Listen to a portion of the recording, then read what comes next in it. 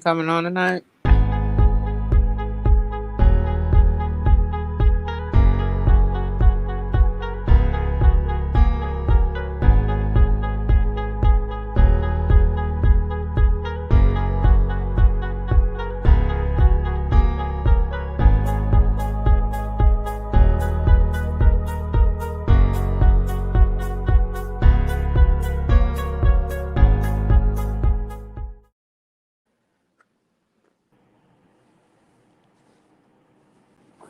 Let's go, nigga, I'm back, nigga. I'ma do this shit in my way. I'm here. Okay. Tell these niggas, man, 100. Nigga, fuck all that bullshit. I'm here. I'm here. Yeah. Black chicken in them motherfuckers. What is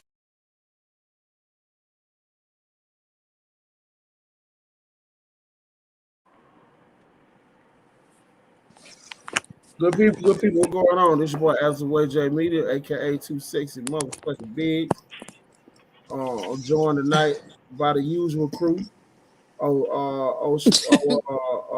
Coco World and old Swaggerlicious Media, aka Swagger. Welcome to the media show. Hey, what's going on, y'all? Yeah, I'm okay. sorry y'all can't see me. I'm in the car. Okay, we got us. What you say? I don't know if he was about to say we had the guest. Tonight I know we got a teacher that's coming on. That's the guest that you know her too. Yeah, I know. You know her? No, I don't know her. Oh, I thought when you were saying you know her too. I didn't know if you. Nah, cause I had seen that when y'all was talking. Oh, okay. What's Y'all going both on? know What's her. going on? What's going on, good people? Yo, Uh, yo, yo, yo, yo. so I ain't heard back from the Hey, guests. Maisha.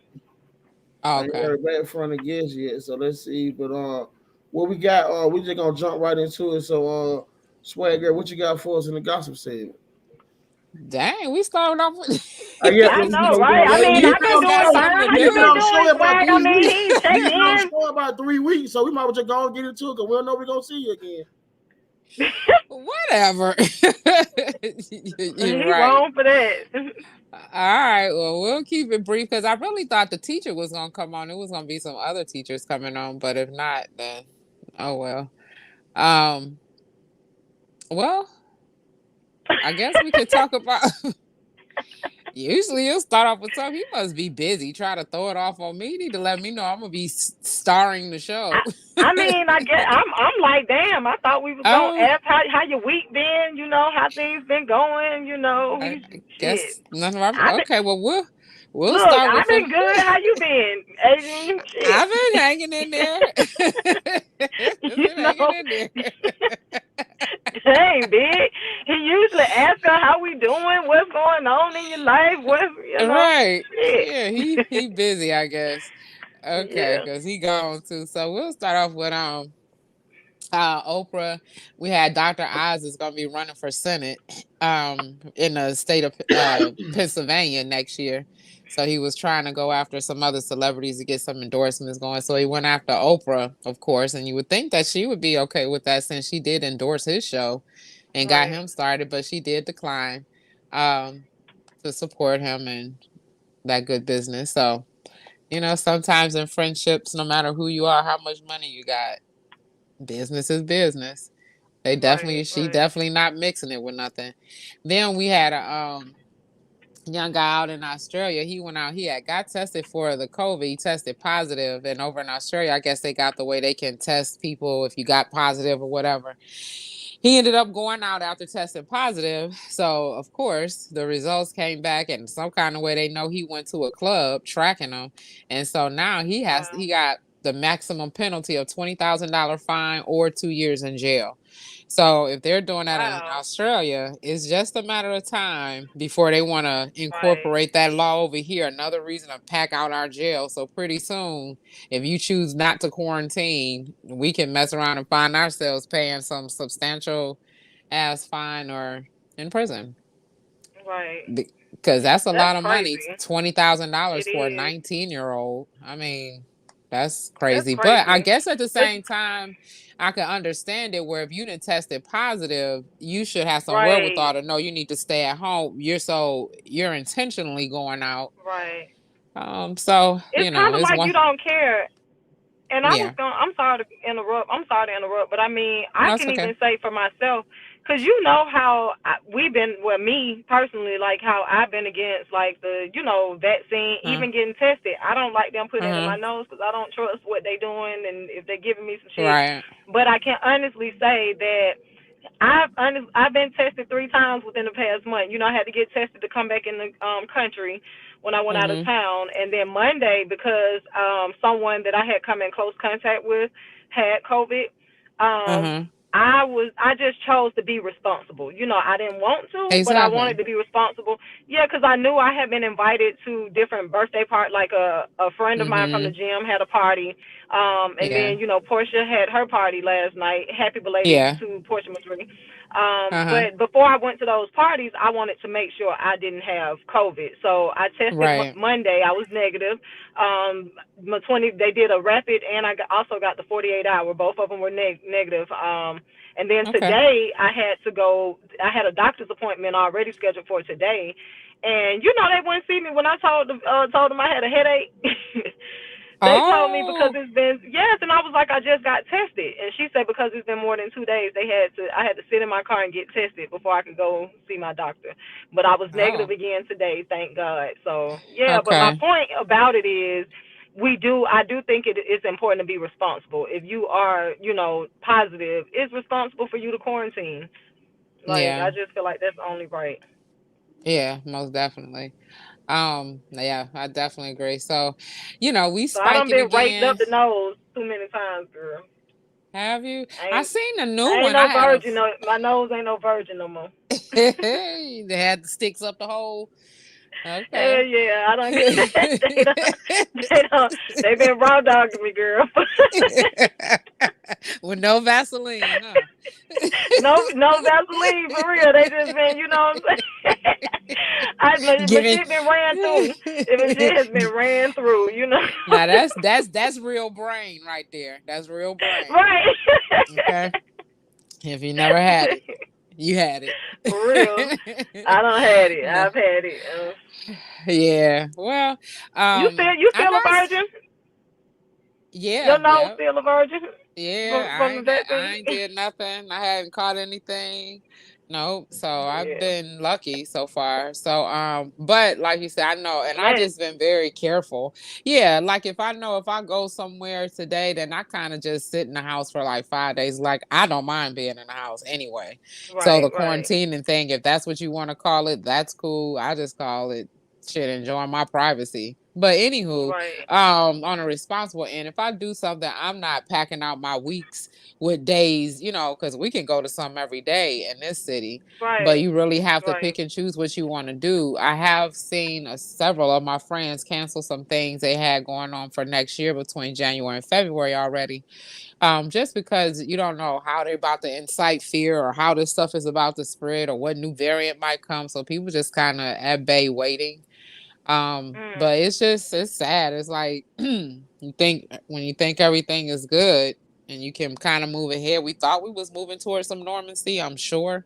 But just to kind of feel like we always right back where we started, it's kind of getting a little daunting for a lot of people. Right, Um, right. you know what I mean? It So is when you got crazy. people making up jokes and stuff about it already, it's like, okay, the fear is about to be completely gone.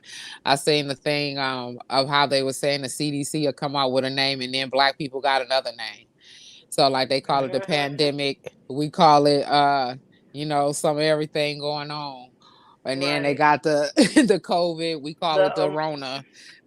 Rona and all that I'm stuff. laughing about this Omicron. They calling it Yes, Amari. Omarion, yeah. So like we just make always find a light and humor, I guess, in things. Yeah. But it's like in a minute we get it. Y'all wanted to make y'all money. Y'all done made about as much as y'all ever gonna make as living human beings on this planet that can ever tell the story off Right. of this anyway. So yeah, but just like you said, just being careful and where you going, because it is a lot of people that's getting colds. I don't know if it's the flu, the Right. sinus, so everything has the same symptom. So it's hard to Right. know Right. what you have. So it's just crazy. But Right. I don't know if it's the flu. Right. Who is that? It sound like somebody giving feedback. Yeah. Oh, okay. Oh, okay. Oh, yeah, that might have been me. All right. So anyway, for anybody who was were you into the show Insecure at all? I love Insecure. I Okay. So love it. yeah. So I'm what did sad you it's think about over. the ending? I know, but do you look I'm forward to sad her it's moving over, but forward? yeah, she did good with the ending. I'm gonna say that she did make it easier to let go because She I did. like how she fast forward. Like I like how she gave us closure with everybody. You know what I'm saying? Like Uh-huh. Uh-huh. I didn't know how she was gonna do it, but I do like how she did the fast forwards, and you know what I'm saying. She Yeah. did do Yeah. like she did well. She did. They talented. Their whole crew. Yeah. I look forward to her other shows because I can only imagine now with some new Mhm. characters, just Right. being able to see her creativeness with them. With their lives, you kind of got the idea of where it was going. And then after Molly got married and all of that, it's like, okay, everybody's pretty situated. So Right. she left you with that visual where you can imagine how life took off for everybody. But how did you feel about Issa and Lawrence finally getting together in the end? I mean, I know a lot of people probably weren't happy, but I was happy because I guess I'm one of them. I'm a romantic, and it's one of those like that was the first love story. So like I kind of Mm-hmm. always was rooting for Lawrence a little bit, even though I know he did some bullshit, but Issa did too. You know what I'm saying? So I Mm-hmm. was kind of Mm-hmm. rooting for them. I like Yeah. Nathan. He was cool. It was cool, but I never really was feeling her and Nathan together. I always wanted her and Yeah. Lawrence, so I was happy. Yeah. I was happy. Yeah. Yeah. How And I about think you? it Who kind of was you rooting for? um you know what? I'ma just root for love, period, whomever it can be. But Right. if y'all can figure out how to bring y'all energy together and make it work, awesome. But I do agree that with them being the first love, I like the idea of the relationship because it was kind of true to real relationships. Like they're not perfect. You Mhm. do go through stuff, and it Right. is some women that will break up because he got an outside chick pregnant, and then the next thing you know they're back Mhm. together a few years later as a Right. stepmom. So that was more of a reality thing than her ending up with. I like that reality versus her ending up with a bipolar person and Yeah. then just have to Yeah. envision her having her head chopped off. Damn. You You know what always I gotta mean? you always gotta take it there. Damn, Adrian. Nathan looked like he could do a thing or two. And I I don't know mean, what but the yeah, hell he was snappy. He was snappy. he was, and he just needs a different kind of person. Like they was good, they would be awesome as best friends. But in a Right, right. relationship, I just think he just because she still was figuring shit out. He was, Oh, and okay. like nobody was grounded. I'm sorry. Y'all, please don't kill me. I'm gonna have to run in because it's time for my little Okay. scene, and then I'm gonna Oh, check okay. back in though. Be looking for me to join back because I'm coming back. Okay. Biggs is gone. Oh, okay. Go ahead. Go I'm ahead. sorry. I'm sorry. Y'all, I'm trying to get my little Okay. camera time. Bye. All right. No, she'll stop. She'll stop. I get a star. Go continue on with the gossip, Adrian. Well, no, because I don't want to be talking to myself. What you doing? Hey, continue on with the gossip. I'm finna join back. Just grab me a snack. I'm right here. I ain't going nowhere. Okay. So Hall of Famer, the coach John Madden, he died. Oh yeah, man, that was sad right there. Was it? Yeah, I mean John Madden, one of the godfathers of video game. And so I guess since I was never in the video games, is why I wasn't saddened by it. So, but I knew Yeah. everybody else was. So all your gamers out there, I'm sure they were Have you sad. So have you have you so you're not a football fan either, huh? yeah, I like football. So he's one of the best announcers ever. Yeah, I know him from that. But the video game, I just never really got into the video games. After they got rid of Atari, they lost me. And Pac-Man, that was it. That was it for my gaming days. So, and then you had former senator and one of the major leader, Harry Reid. He died also at the same time. So that was kind of crazy in the political world, they're starting to lose some of the older ones. Send their condolences, but I'm glad they old asses is getting the hell up out of there. Because this world is damn to shambles because of them. Yeah. But condolences to his family. And then I guess the only other thing is gonna end up being the latest thing is the business manager. She was actually the business manager for a lot of people like Nicki Minaj, Kanye West, the Kardashian family. She was a business manager over there, but she was just recently Angela, 55-year-old woman out in Hollywood. They just ended up finding her in the trunk of her car. Her boyfriend ended up terrorizing and brutally killed her. And found her in the trunk of her car, like up the street from her house, what have you. So she was 55, he was 49. They did arrest him. Believe his bond is like $3 million, so he'll be getting ready to go before the judge. But I just found it kind of ironic with that story because I was just talking to somebody else yesterday, and how people are kind of being real callous and like really ain't paying no attention to the shit Kanye is doing. Probably almost think it's kind of hilarious how he bought the house across the street from Kim. And King we was Petty. and we talking about that, but I'm like, it's funny. And even though he may not be there, but that's like the start to stalking type shit, right? And then I start thinking about the family. Like, you got to remember, like Kim's family, and you know how sometimes, like their family is just plagued with tragedy, is what I ended up writing. And so in there for the younger generation who may not know about the O.J. Simpson story at all, since it is an older story, but Nicole was Kim Kardashian's mom's best friend that was killed by who knows the boyfriend and all that, if you remember that story. So now when it comes to this and then everything else that happens in the family, now your business manager is murdered and tortured by her boyfriend. So it's like, I don't want Kanye is so dramatic. Like for him, first off, I don't even think it's anybody really knocking down his door to be with him in a romantic way just because you already know what you would be dealing with, number one. But he would be the type, like, he likes to be so over the top. Like, you just got to be careful with people who are diagnosed with mental illness. I'm gonna just leave it at that. And it's not to say that he's been doing the best job at trying to control himself either. So he didn't had his outburst. So I hope that with this happening to this lady, I'm sure that resonated with the Kardashians very different than it will the other clients that she had as entertainers, just because of the OJ thing and then their dad dying and just all the death that kind of follows them in tragic ways. I just pray for her safety and she keep herself together, because she almost might need to just Airbnb that house out and find her a neighborhood where it ain't no houses for sale and move there. Because you just don't want to take shit like that, what Kanye is doing. Like, I don't think anybody should, which is why it was kind of going over to that other artist, Ari, who was making a comment about, date money bag, You yo. go to Ari, before you go to Ari, right?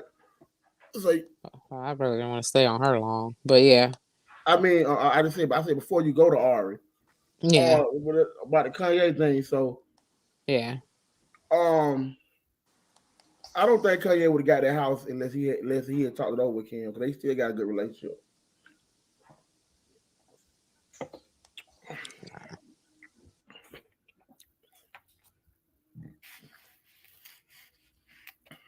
What you think about that? Hello? Okay. You think he talked it over with Kim? Yeah. Yeah, I don't think so. I think he likes to go out of his way. Narcissists are very different, complex type people. If you have never had to be entertained by one of them, you'll kind of put them in a normal person's category and think that they think like you. And by him being a billionaire, you really are going to think that he has a certain type of intelligence. He got more money than you.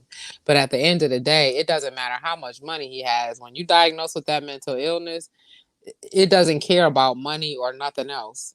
It doesn't. Yeah. So I don't know. And why would he need to live across the street? It's not like they can't afford a babysitter. There's like no conceivable reason why he would need to live across the street when he has a whole entire planet Earth to move somewhere. So to me, that's the shit narcissistic type people do just to fucking antagonize you. He may not even be there. He may just set the whole front yard and all the windows in front of the house up with cameras just to watch her house. You never know. And he watch it from somewhere else. But it's just the idea. It's just the idea. But that's just kind of, eerie to me. So I just hope we can keep making light of it and, think it's just him, playing funny games, and that's all it ends up being. But Yeah, I think he talked over with her. Yeah. Mm-hmm. I don't know how much conversation they having, but okay. Mm-hmm. All right, we can rock with that. Mm-hmm. And then Ari, I really ain't got too much to say with her. It was just when you get to the domestic violence was kind of the comparison thing. I really didn't care for what she had to say and her whole demeanor, even in not knowing her, but looking at that interview. And then someone had like a comment, April Watts ended up just, making a video, a comment about how it wasn't necessary. I mean, if you like rough relationships and all that kind of stuff, that's cool. But I mean, at some point when we're talking about gun violence and all these artists that we just recently having us being gunned down, for her to get on there and make a dumbass a comparison of show me your love by pulling out a gun on me or some shit. Like, I just thought that was completely fucking ignorant, period.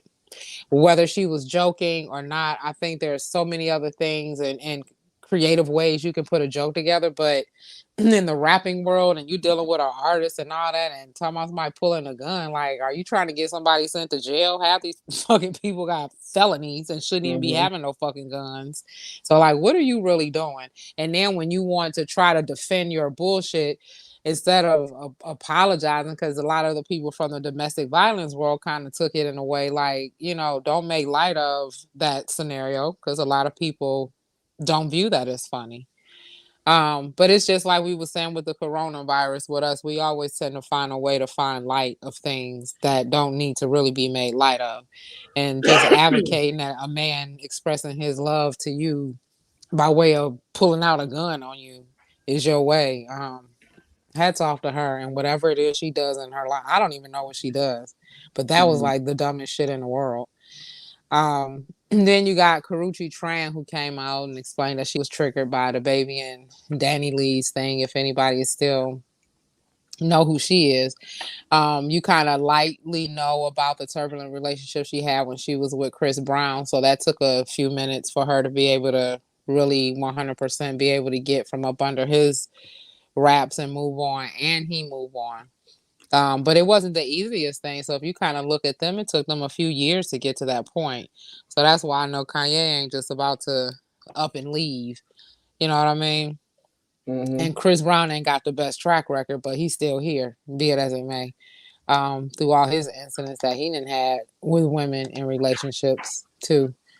So, and that was pretty much it. You said that you said you had some teachers who want to come on the show. Who are they? What are they? Well, I don't know who they are, but I happened to put up, it was from one of the articles I put up. So I just ended up getting a lot of feedback on it. And what it ended up leading to was there was a teacher that, or not a teacher, this lady, she ended up opening up a charter school.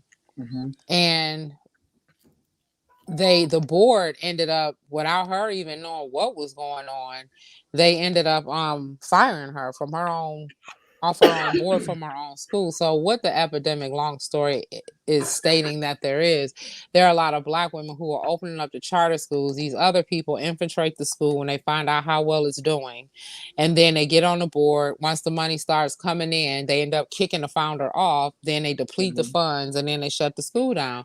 And what I didn't realize when I was, we started having dialogue in our DMs, and because I want to work on some things with them to advocate for it. But the lady who I had posted was Kimberly Bryant. She was the founder of the Black Girls Code. Mm-hmm. So she was unaware of the investigation of the at the nonprofit organization and what they were doing. So I ended up speaking to someone. I believe she was the founder here. I don't know if you heard of the Harriet Tubman School they had here, in which I heard of it when it first opened. So I thought it was a phenomenal idea because it had a whole different curriculum. So it was teaching kids financial literacy, the coding. It was getting them, up to par in today's society to be able to function. And someone did the same thing to her. Came in, money's pouring in. Next thing you know, they kick her off the board. I didn't realize that here in Atlanta, they ended up they had to shut the school down. So now these Black kids who were getting the education that they needed are now not being educated, and then you want to send them back to the white schools that don't want them in their school, but yet when they create their own school, you shutting they shit down. So it's like, what we doing? Because I got another lady who follows me who was stating her daughter is going to a nice school, but she's few of the Blacks that's there, but she's getting antagonized and racially profiled every day. So she's constantly, her child believe is in elementary. But yeah, when we build the charter schools for our kids, you're doing this. So it seems to be that it was quite a few people who were coming in and was just talking about the different things that was happening in the school system. So I felt like your guest, if she would have been able to make it, to talk from a charter school standpoint to a public school, so that other listeners or people who watch the video can understand the comparison and how is you get really greater and better education from the charter. Let's bring her on. Well, no, they're not coming. They were just going to be guests. So I was just having them to tune in. So I really didn't schedule anything. We was talking about coming on. If anything, they was going to be listening and chiming in, because it was going to be the difference between the public schools and the charter school. Because I don't really think a lot of people know what the difference is and why it's such a big deal of them shutting down the charter schools when that's something that really can be beneficial and educational for our own kids. And then if we gotta segregate ourselves from these schools, that's fine by me right about now, because I don't even want to learn the bullshit they teach and teach that shit to they damn kids, because it ain't get us no damn where. And now we found out the shit was lies. Christopher Columbus was a lie. Everything they taught us was a lie. And all them people that they made us feel like was heroes in the civil wars and all them revolutionary wars that took place, hell, you done tore their statues down. So our history ain't shit. It's been obliterated. So now to teach these kids, to be a part of and be productive in society now seem better. So to shut them out, I think people need to start focusing on that too. More so than when we gonna shut down these strip clubs and clubs and all the other stuff that we ain't worrying about. How can we keep these charter schools open for our kids? So I think they was gonna kind of just go off her lead and coming in, but otherwise they'll join in and listen. Oh, okay. All right. So, because I just sent it to them in a DM, so I'm not sure if they are or if they're not. What's up, 100 little Flair? What going on, my boy? Okay. All right. Well, we ain't heard back from the guests. You know how these guests is. I think. Yeah, but they gotta get better. I mean, I think it's just disrespectful and it's rude. It's an opportunity, it's a platform, and like if you got a purpose to put it out there, get on the platform. If you accept it and said yes one day.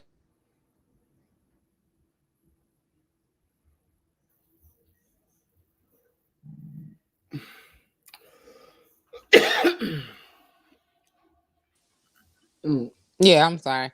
I was saying, they just gotta be a little bit more courteous and respectful to what people have going on. If you accept an invitation, especially on the interviews and stuff, then you show up, because just like today, we got people that could have been of interest to want to speak to her, and she never know you never know what connections can be made through these things. So I really don't like if it was the Wendy Williams show, would she dismissively have just blown that off, or any guest for any show? So I really hope next year people get their wherewithal, and I hope I don't attract none of the people who just want to be saying yes and then don't do nothing in the end. That's crazy. So yeah, they got to do better with that one. So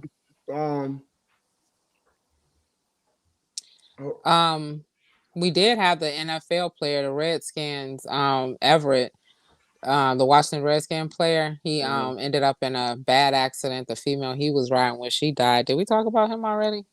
Yeah, we talked about that last week, but what I want to talk about is about the dude. You heard about the 14-year-old, 15-year-old boy who went to the gas station in Texas and shot the 3 other teams, but it came out today that his father is the one that drove him up there to do the killing. So Wow.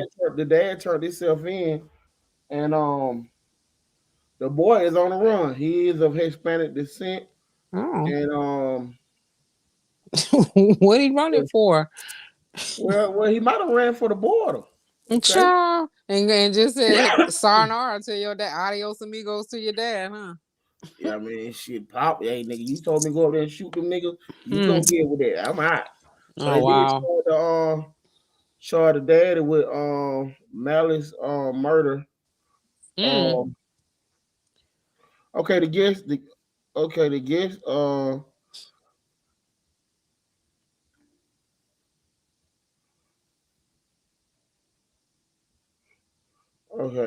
just sent back. Well, let me send her the thing. Okay. So yeah, I had told the people like 7:45 because I figured you would have her about 7:45, 8 o'clock. Okay. Yeah, no, I didn't hear about that one. But that's Mm-hmm. interesting. They ain't charged Rittenhouse mother with nothing. She gave him a ride too. Mm-hmm. So why ain't her ass get charged with nothing? Huh? Because he was found not guilty. Yeah, but before they even went through all of that, when you found out how he got there, these people ain't went through shit either. But now that you know the dad took him or whatever, y'all ready to rack up some charges and take care of it. So shit, her ass shouldn't be no damn different. But I guess since he in the end was found not guilty, Mm-hmm. however you explain that shit, he didn't do nothing either. You I just don't gave him a ride. understand. How I the don't hell you understand charging how him? law work in America no more. I don't Mm-mm. understand. It's That like shit ain't the same. And he Mexican. He going down like he black. I don't understand because it's like what's crazy. It's like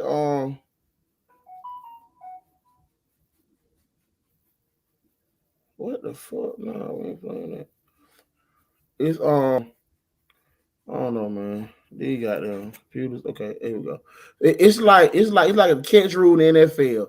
They say if you catch the ball 2 feet down, it's a catch. Now you gotta have 2 feet down. It's just too complicated. Or what the fuck is law? What it is you got all these old hags that's sitting in these seats that's been there forever that need to be removed and or retired. That's what's going on because they still trying to stick to their guns from the 1950s. That's what I was saying. Yeah, that's what I think. We need the we need a new way of Governing government. government doing things. Cause the system that we have right now is excuse my lack of language It's bullshit. fucked. It's broken. It's broken. You know what I'm Period. saying? Bullshit. It's broken like the levees. Yeah, It's they said, did you broken. hear about the 26-year-old who was killed by her 18-year-old boyfriend? Ooh. Okay. Let's see if we can find that right there. Let's see if we can find this story. 26-year-old killed by her 18-year-old boyfriend. Nah, I don't really them stories. There's so many of them every day. I gotta limit how many. I don't even look at the news no more, really, or watch it on TV. I definitely don't watch the TV version of it no more. Mm-hmm. So it's kind of whatever I pick and choose to want to see because it's too much when it comes to the news stuff and what they got going on and talking about. Yeah. It's too Yeah, I feel you. depressing. Okay, let's see if we can find the info. I ain't heard about that. Oh, okay.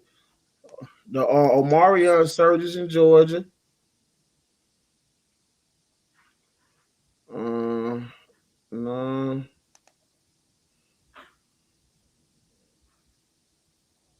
Mm-mm. Well, what I am interested in is I'm very happy for the people who ended up for another Mexican guy, um, Rogel. He was the I think he's 24-year-old truck driver who ended up his brakes went out. He ended up killing, like 4 people died and 27 other people were injured, and they were talking about giving him 110 years. But the thing is, if he's a truck driver and the brakes on the truck fail, like how are you even before you even start his trial? No, you about to give him 110 years for being at work. So what happened is a lot of the truck drivers, they went on strike through the state of Oklahoma. Like all the truck drivers pulled over, refused to deliver anything to the state of Oklahoma for like a week. So you just seen hundreds of trucks just sitting on the side of the road, not delivering nothing, because that's just not fair. That's unjust. The way they training these young guys and then you throwing them on the road, they shouldn't be doing no cross country. And to me, he did not know how to drive in that weather. And you have to be an experienced driver when you with them trucks. My godfather been driving for like 25 years. He just retired, but if you with some good trainers and they show you how to work them rigs and them trucks, you'll be okay. But the simple fact that his brakes went out and he didn't know how to stop, that goes back to the training of that company. That company should be held accountable for that. And then, so anyway, giving him 110 years was like absurd. So I'm glad to see that they did decide to cut that. And that's not the sentencing they're going to be offering. It was lowered from 110 years to less than 10 years. That's what he'll be going for now in the trial. And so we'll see. You can something like that, you can be granted, that can be commuted. You can get granted parole early or something like that, which I think for him be like 2026, which that's better than the rest of your damn life. If it just has to be something, but that'll be interesting. So I'm happy for him, because that just didn't seem fair at all.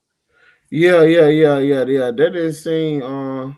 He wasn't drinking. He wasn't on any drugs, and it wasn't his fault. The brakes are bad on the truck. That truck should have never been on the road. So, and then especially if you're going to give a truck that maybe it could have made it if it had an experienced driver in it that knew how to stop it. But these young kids, you need to put them in the newer stuff so that at least they can operate it without crashing it. But don't put them in some raggedy shit and you giving them training on new shit and they don't know how to operate the shit you putting them in to drive. Well, that was a story, what I'm saying, we touched on last week. We happy to be in the media show, so we come with a retort. He has been saved, so they have dropped all the charges, right? Who? In this case you talking about? No, they didn't drop the charges. They dropped the years. He hasn't even went to trial yet. They was saying they was going to give him 110 years. So now they done dropped it down to less than 10. So he still has to go through the trial. It just happened. But I thought, boy, are you talking about the same story? Yeah, that's what we talking about. I'm just saying, I don't understand how the hell. You know how before you get ready to go, they let you know. I understand all that. Let me make my case. What I'm saying. Okay. What I'm saying is, I don't understand how if it is an accident and you charging me with a crime, it's a fucking accident.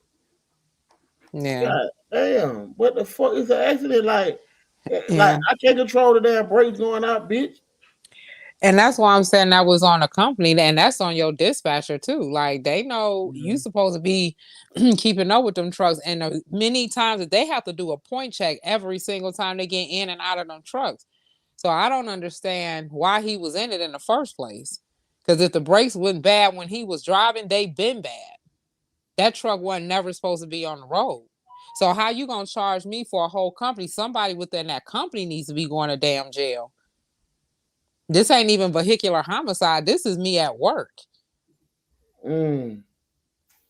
So, but that's the state of Colorado, and we don't know their laws there. But I know one thing that it would do is it discouraged a lot of people, especially in the younger generation, now from thinking of driving, because it's like the training is to shits.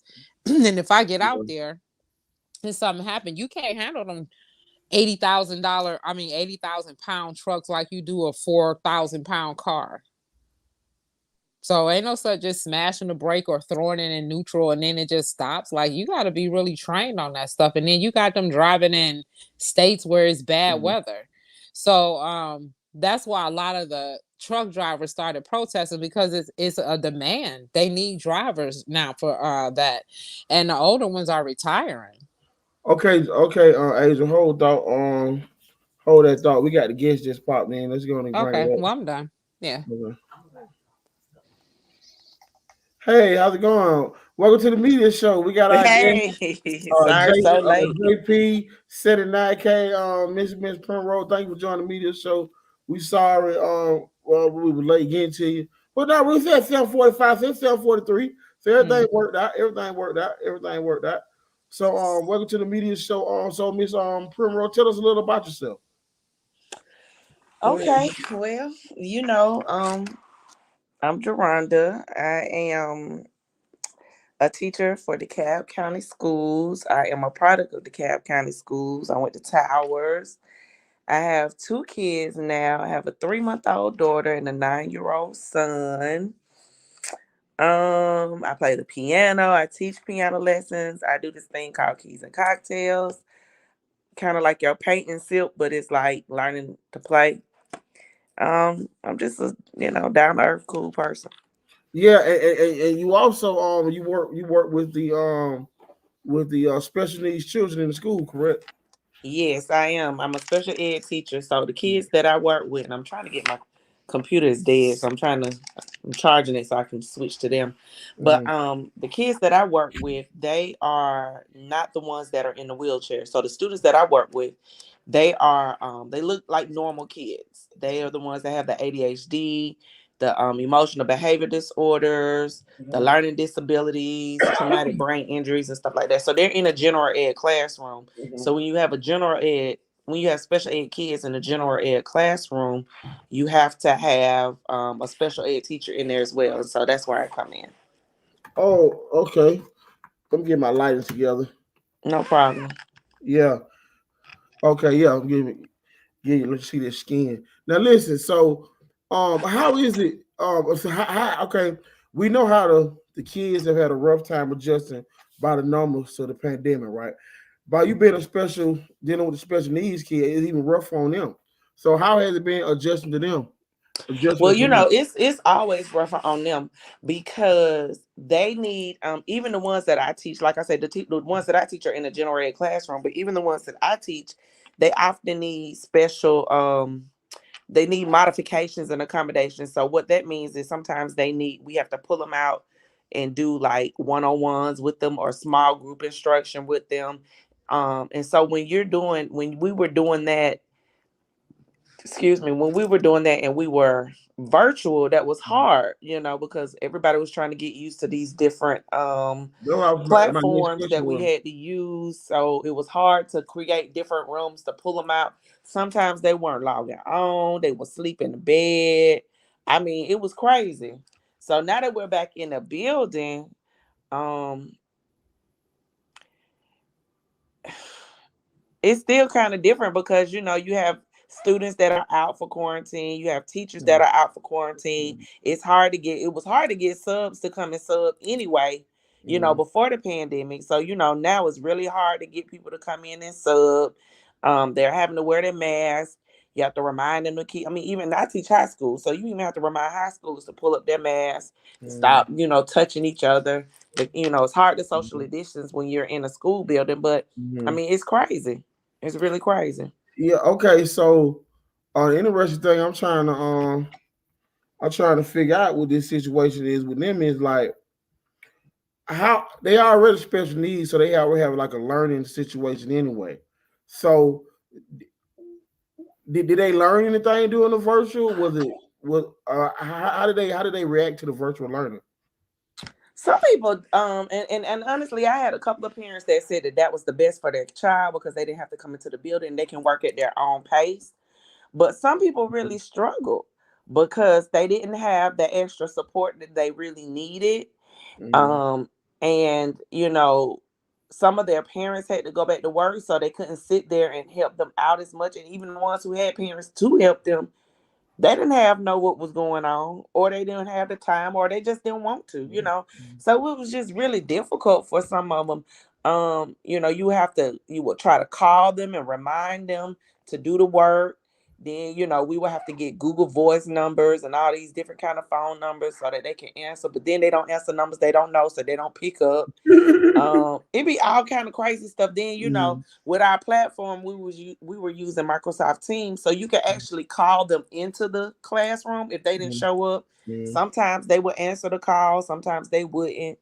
I mean, it was just hard. It was just very difficult for them because, I mean, not just them, really, just even general ed students, but specifically the special ed needs ones, because they needed extra support. They needed somebody actually to be there with them. So, I mean, you would think that it would be easier because they are right there. They have the internet at their fingertips. And, some people, like I said, some of the parents was like, oh, this was good for their kid. They were able to work on their own and at their own pace. But some of them really, really needed that extra push and that extra support. I mean, like they needed us to come to the classrooms and get them out of the classrooms to do stuff. Because like with special ed, we have to monitor them. We have to progress monitor them every 4.5 weeks. And so we give them a series of assignments or a number of questions to do. If they're not doing their regular work, and we sending them extra work, they're not doing that. So it was just crazy. We had to get so many different kind of forms signed saying that we had to show that we tried to talk to the parent, we tried to talk to the kid. We had to show evidence of that, where we emailed them, where we called them. I mean, it was just crazy. It was crazy. I like being at home, but the work was much more. It was harder for teachers too. Why special ed kids? Why teach special ed? Yeah, why you choose the special ed kids?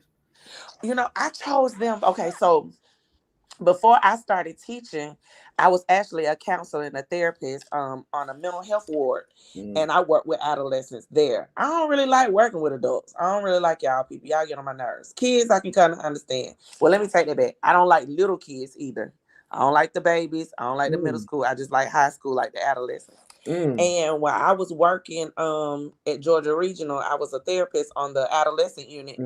And I kind of got burnt out doing therapy. So I was like, well, I like working with kids. So let me see, if I can go to the school system.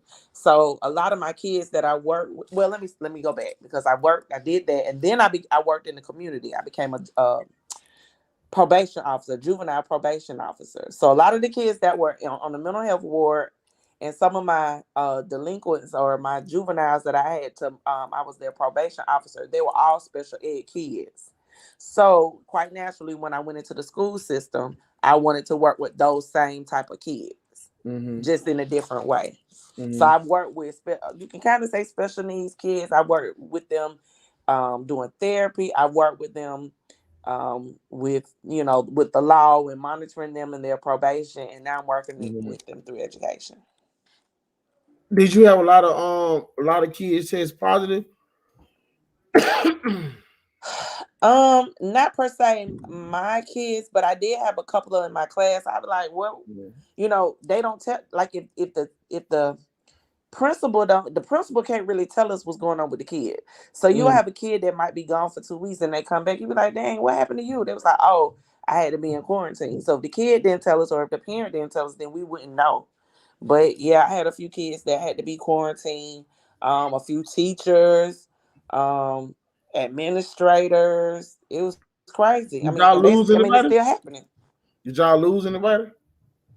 In money? Now, see, I don't know. No, I said y'all lose anybody, like some of your personal. Oh, no, not that way. But we did have a student to pass away. I don't. But they didn't give any detail about how the student passed. So I don't know if it was COVID or not.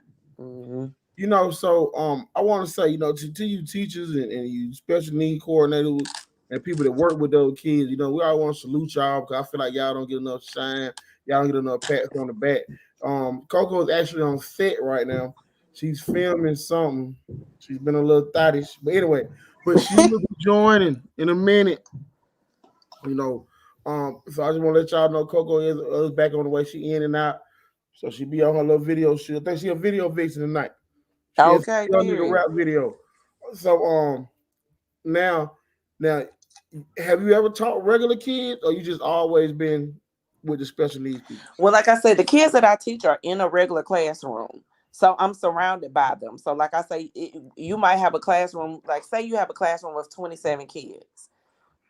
5 of them might be special ed kids, and you just don't know it.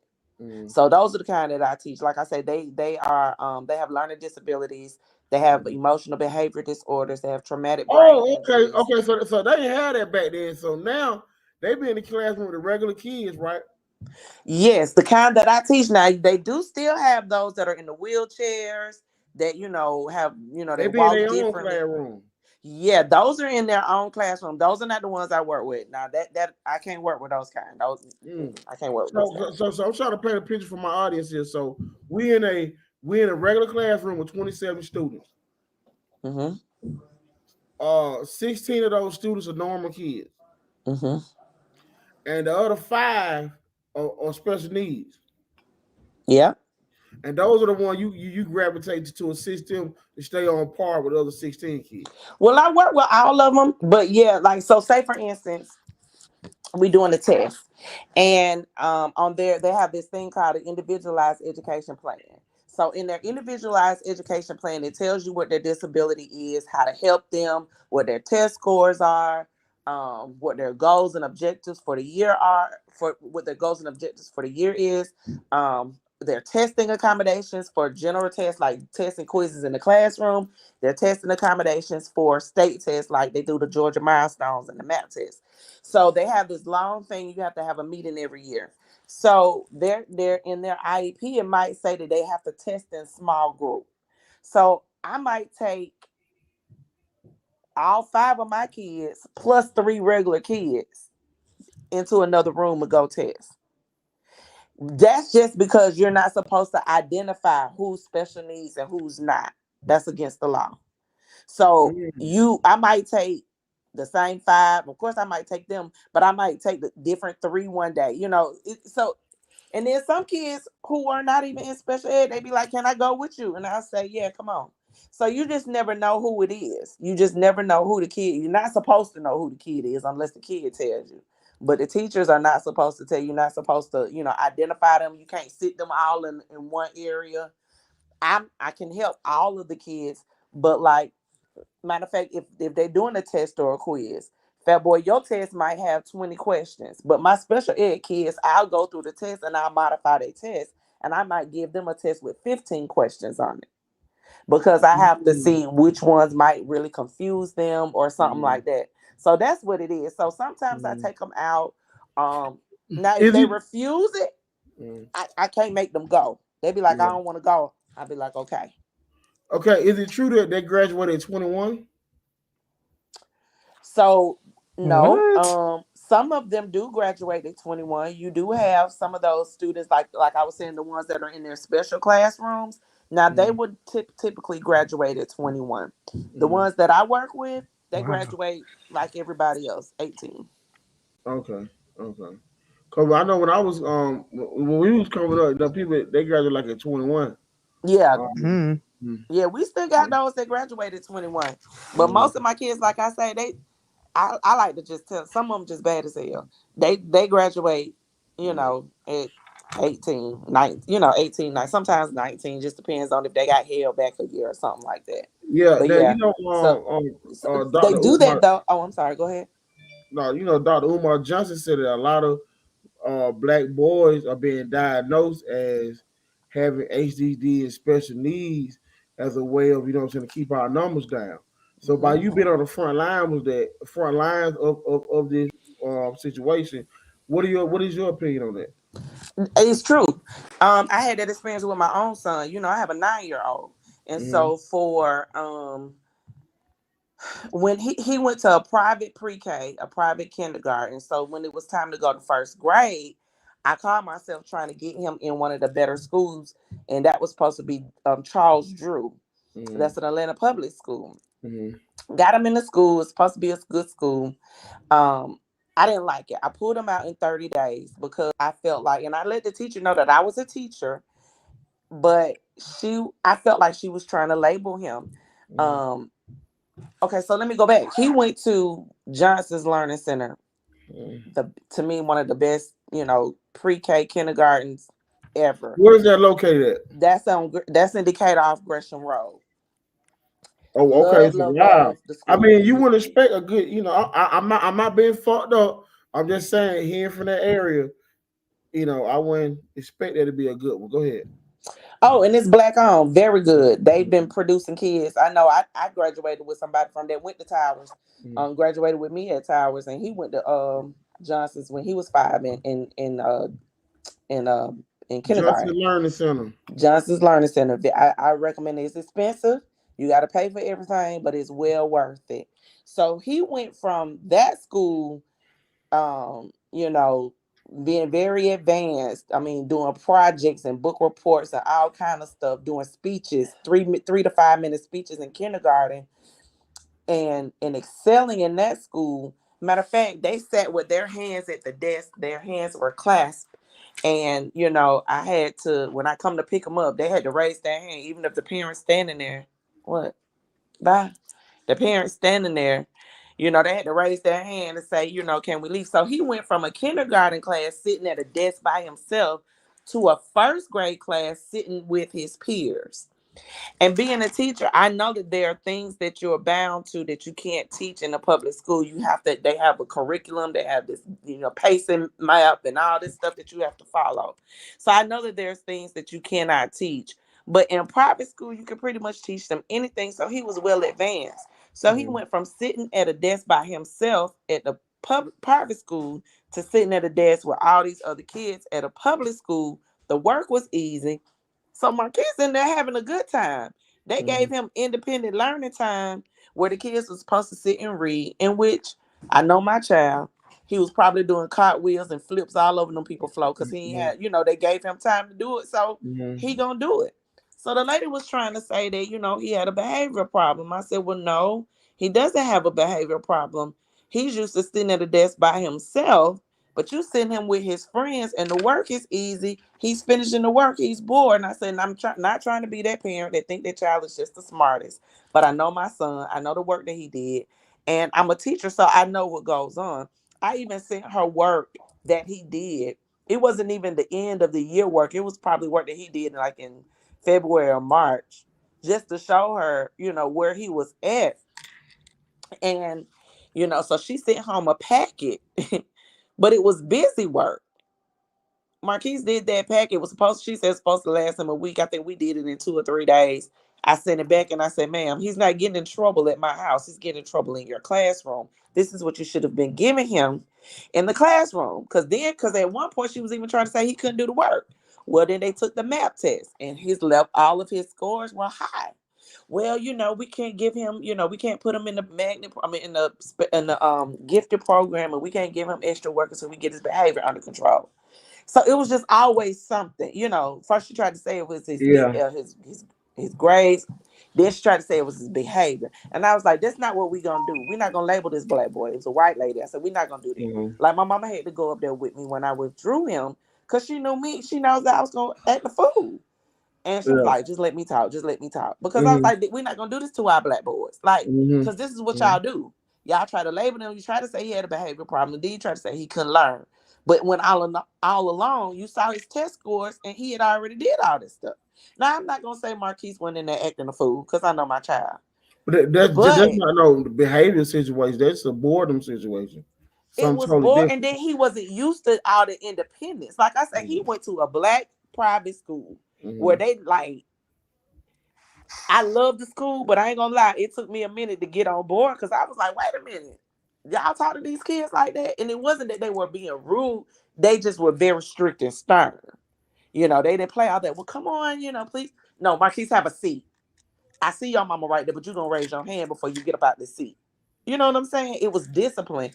And okay. Yeah, like he being wasn't used to all of that free time. So when they gave it to him, the work was easy. He's sitting with his friends, and y'all going to let him sit on the floor? He going to hit cartwheels and backflips all day long if you let him. Yeah, it was like being at grandma's house. Exactly. Okay, so you see how they act in my grandma's house, right? It is exactly what it was like. He was having him a good time. So.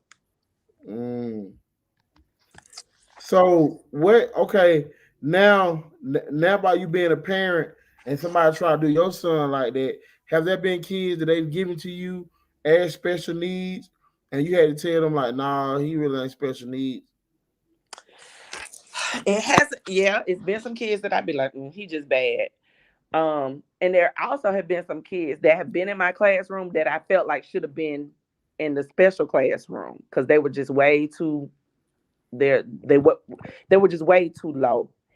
And but by the time they get to me, like I said, I teach high school. It's hard to get them. You can't just say, "Oh, they don't belong in this classroom, so we're gonna put them in another class." You have to provide like 6 weeks, 6 months worth of data. You have to get it approved. You have to have meetings and do all this extra stuff to get them moved. So sometimes that could take a year or two, even just to get them moved. Um, it's happened to me twice where I've had kids who were in the general ed because you try to put them in the least restrictive environment, but sometimes the general ed class is not the place for them. And so, but sometimes the parents are just oblivious and they just don't want to, accept that their child may need, extra care. And so you have a student that's even in the ninth grade who reads on the second grade level. What? Yeah. Because somewhere So, down the line, before he got to me in high school, they dropped the ball and didn't put him in his right placement. So now, if that happens in the ninth grade, by the time he gets in 11th grade, he could be in the right, right placement. But if they're already in the 11th grade, and I'm like, wait a minute, because this happened to me this year at my new school. It's a guy that's in one of my classes, and he should not be there. And I told my lead teacher, I said, did he in the wrong class? And she said, Primrose. She said, just go with it. I said, she said, but by the time you get the evidence and the data to prove that he need to be in another class, It'll be another year. yeah, he'll be in the 12th grade. Hold that thought, Adrian. You had something you want to chime in about? no, I was just gonna say, so nothing really changed since 2003 when before Beverly Hall died, and it was a 10-year school scandal where they were just passing kids along for 10 years knowing they couldn't read or write, but steadily was giving them diplomas, putting them out here. And then when that big school scandal happened, it was like almost 300 teachers. Some of them went to jail, but the rest of them, they all definitely lost their teaching license because what they were did you ever hear about that, Biggs? I knew somebody who got caught up in that too. Yeah, so that's when I was first coming down here, and I had brought my son down here, and I was enrolling him in school here. And up north, he was very intelligent, 3 grades above his level, and coming down here, they wanted to put him in special ed, and I had to send him back up north because I knew the South was on some bullshit with their education back then. So I don't think the educational sector has ever changed. I think it's going to always be bullshit when it comes to our kids and you're dealing with the public schooling. So my question for you would be, for people who's listening, what is your opinion on how the education sector and the curriculums for a public school is versus a charter school? Now, my niece and my nephew went to charter school. Now, I don't have I don't have a lot of experience with the charter school because my son didn't go there before. But my mom is a retired educator, and my sister, they were very pleased with the charter school that they did go to. And from what I understand, a charter school is basically a public private school, if that makes sense.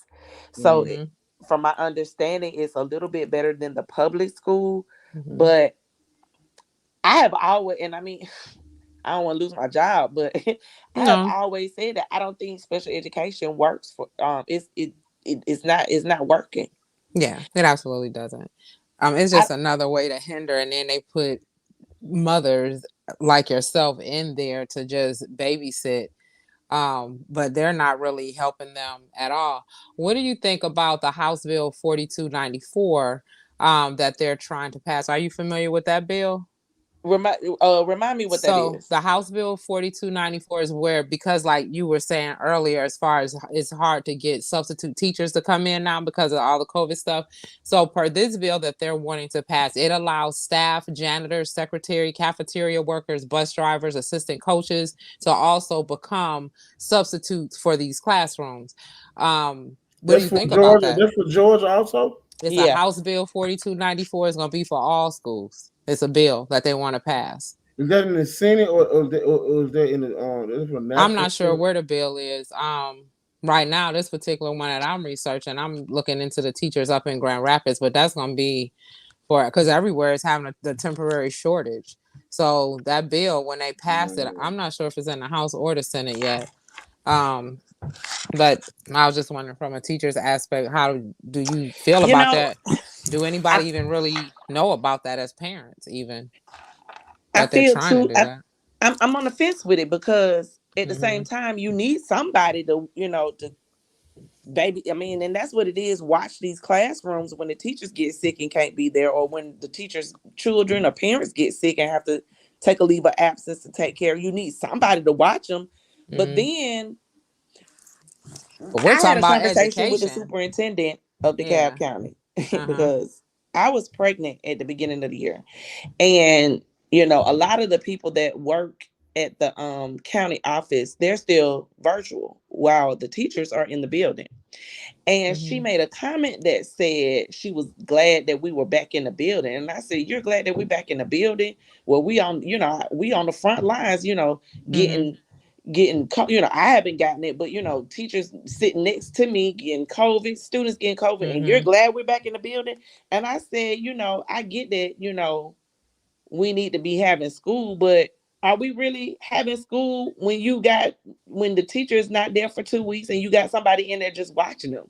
So that's really kind of how I feel, because it's like you getting a bus driver, or I mean, nothing against bus drivers, cafeteria workers, janitors, coaches, anything like that. But you're getting somebody who's not credentialed to be in the classroom to watch any type of classroom, or social studies, English, math, science. Classroom, the student is not getting what they need, period. But you need somebody in there to watch the students. So it's kind of like I'm on the fence with it, because I understand why. It's still not going to work. I understand why. It's not going to work, because if I send my kid to school, I'm sending him there to learn, not to be watched. And then when it's time for him to graduate and go get a job because he can't read and write because JoJo the janitor been educating him, then who am I going to be able to I beg to blame? I beg to differ. Because but I think it's disrespectful for the people who go to school to get their degree to become teachers to not have a janitor who just filled out an application to come in and be teaching next to them. But the reason why it's an effect is because there's a shortage. So that means there's a shortage for people who want to come in and help. You know what I mean? Like, the bill ain't in effect now, and it's hard for them to get substitute teachers. You know what I'm saying? It's hard for them to get teachers, period, to be honest. So my thing is this. If somebody want to help, let them help, because you never know what could come out of somebody helping. Because right now, the way where everything going, ain't shit making sense. Ain't that making sense right now? I guess because I'm agree with that at all. It makes more sense if they could help out in the elementary schools and maybe even junior high. But when you get the chemistry, to be honest, I don't even want to be in the chemistry class. Just give them their degree. Let them graduate at the 9th grade and shut it down. Like, be done with it, because you're done educating at that point.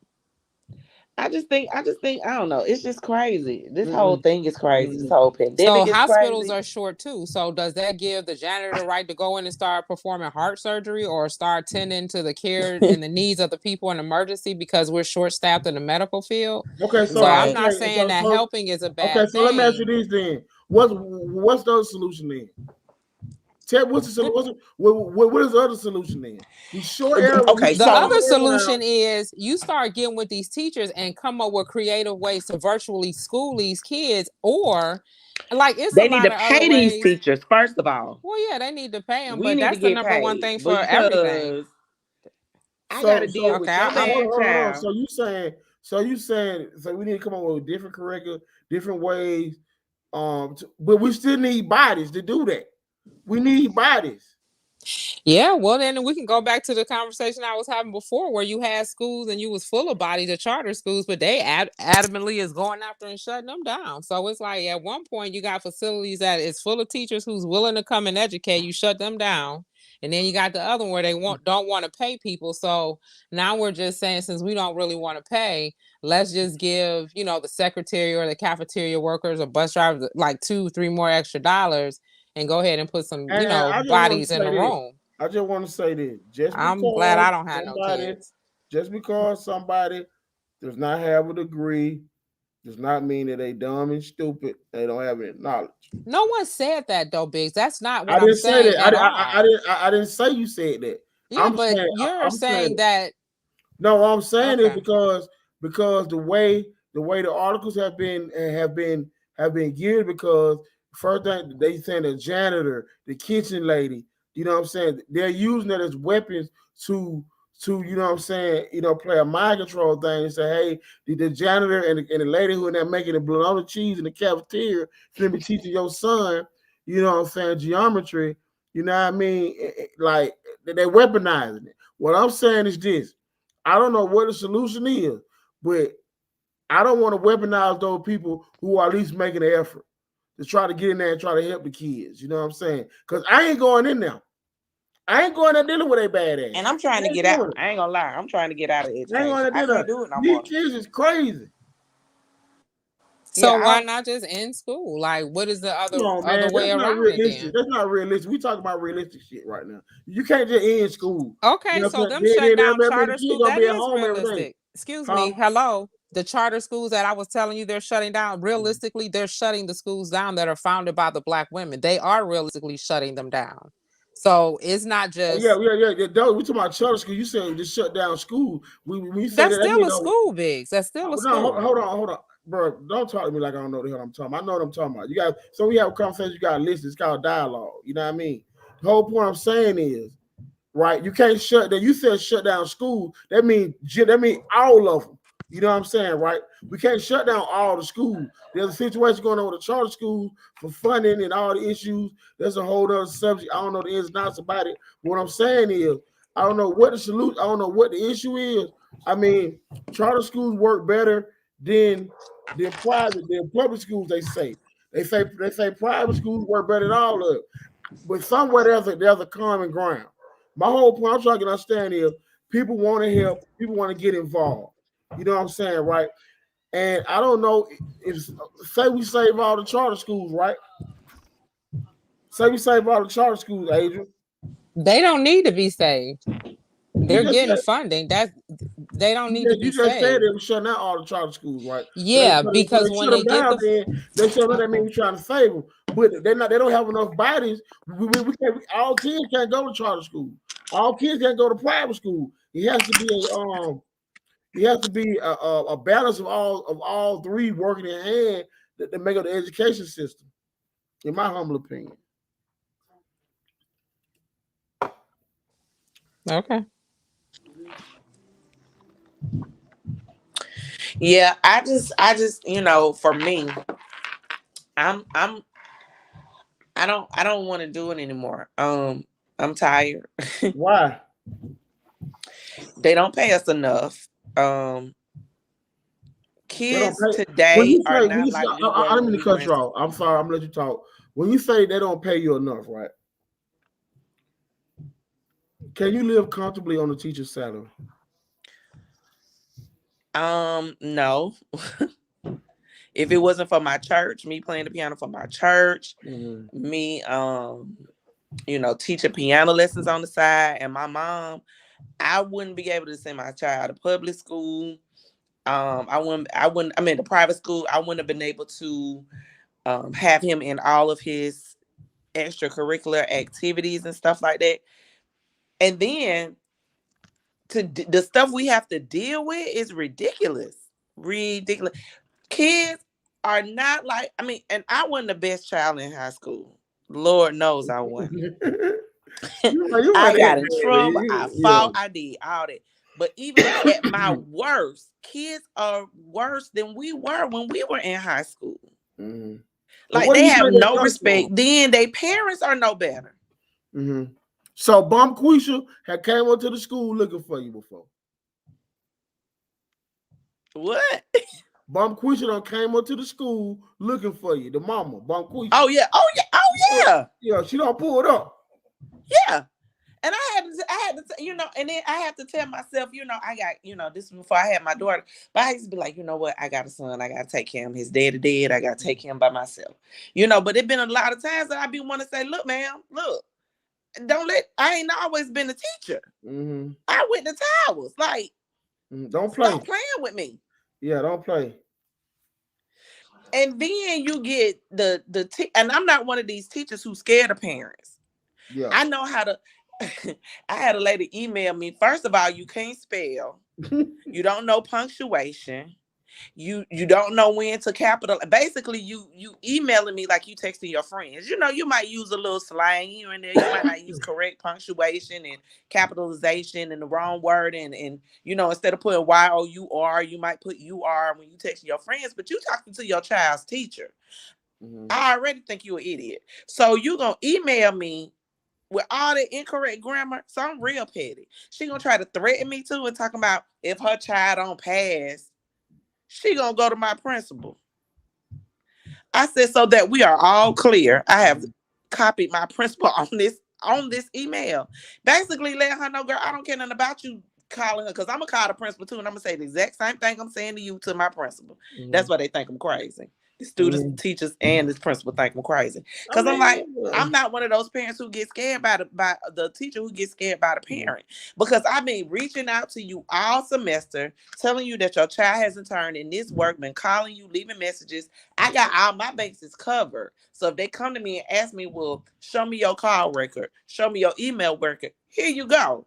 She's never once reached out. Now all of a sudden her daughter failing and she want to email me all this incorrect grammar and stuff. No, ma'am. Mm-hmm.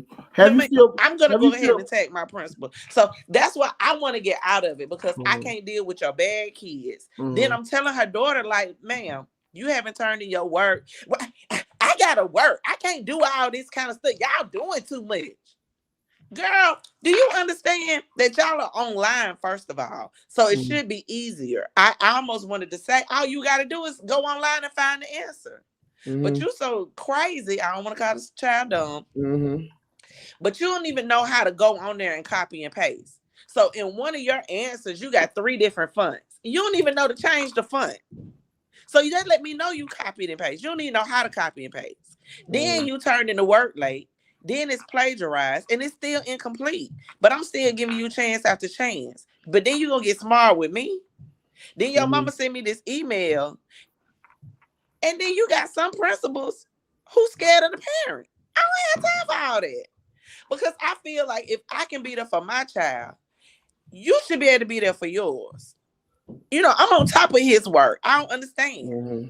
And half of these parents are my age and even younger. So I don't get it. I just can't deal with it no more. I can't deal with it. I don't want to deal with it and I can't deal with it. I just don't. Mm-hmm. It's too much. It's too much. Excuse me. We are so bound by what we can do in the school system because everybody is so afraid that these parents are going to file a lawsuit. I can't deal with it. Do you feel pressure to pass kids who are unworthy of passing? It is pressure because, like I said, you know, when I was in school, you failed. One no. Got to call the parent 3 times and leaving a message on the parent voicemail don't count. You got to physically talk to the parent 3 times. You got to show proof where you done sent home a deficiency. You done sent home, what they call it, a packet to help, you know, a makeup packet for them to help them out with their work. You got to send home. You got to show all this kind of proof, you know, that you have tried to, you know, work with the student and they still are failing. I'm not finna do all that because guess what? My name don't go on their diploma because I'm not the principal. If you are okay with sending Johnny out here because, which I always have all my paperwork, but what if I'm one of those teachers who don't have the paperwork and the proof that I tried to reach out? If you okay with sending Johnny out here and he can't read or write, but because this teacher failed to get the documentation necessary needed to prove that they tried to help your child, that's fine. My name ain't on their diploma. They ain't gonna say they graduated in 2021 when I was the principal and they can't read or write. My child ain't finna be graduating and he can't read or write. So I don't care nothing about all that. Fine, but I ain't changing no grade. You change it, but I'm not don't change it. If you say he passed when he really did. My name don't go on his diploma and he ain't my child. So I really don't care.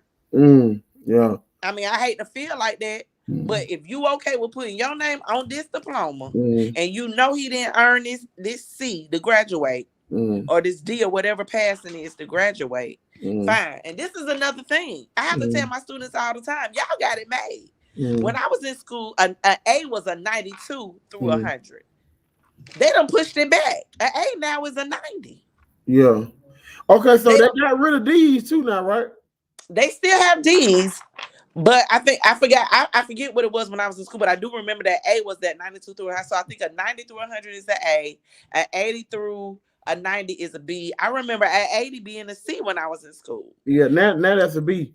Yeah, now it's a B. So the grading system has changed. They don't have books. So, I mean, what you mean? Y'all only have 4 classes. So everything online now.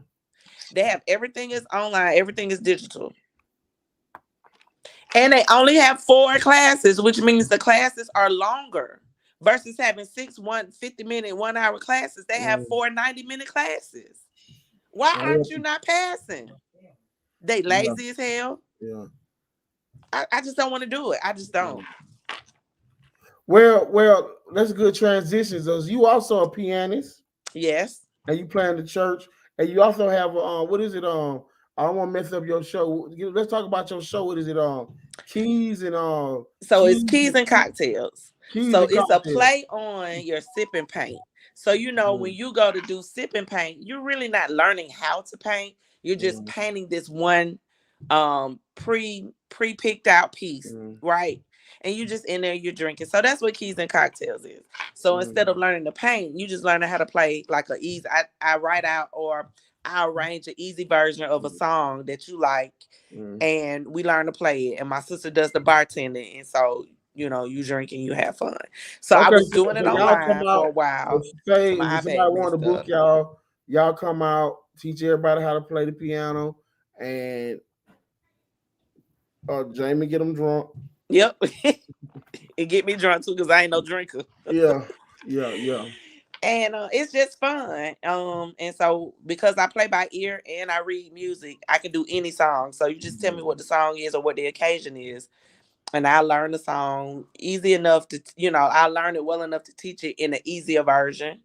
And I have like 7 keyboards. So, wow. When it gets people are comfortable with having people in their homes, I can come out to the house with my keyboards and we can do it that way. But I was doing it online for a long time, like I said before my iPad gave out.